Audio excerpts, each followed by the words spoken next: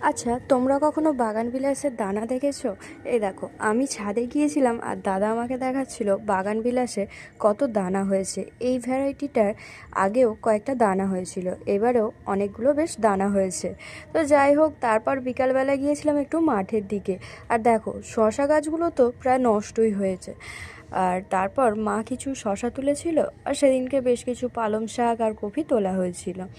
আর এই কদিন যদিও বা শসার দাম কমে গিয়েছিল, আবার এই ঠান্ডার জন্য শসার দাম অনেকটাই বেড়ে গেছে। তাই আজকে গিয়েছিলাম শসা তুলতে। যদিও দাম বাড়লেও গাছগুলো নষ্ট হয়ে যায়, ফল অনেকটাই কমে গেছে। আর এবছরে তো সব ফসলেই বেশিরভাগ লসই হচ্ছে, যেহেতু বন্যা হয়নি। বন্যা না হলেও সব সবজি আগে আগে হয়েছে, সেই কারণে সব সবজিরই প্রায় দাম কমে গেছে। তো যাই হোক, এই আজকের ভিডিও। আর তোমাদের কেমন লাগলো অবশ্যই কমেন্ট করে জানিও। তো চলো, আজকের মতো টাটা। নেক্সট ভিডিও আবার দেখা হচ্ছে তোমাদের সাথে।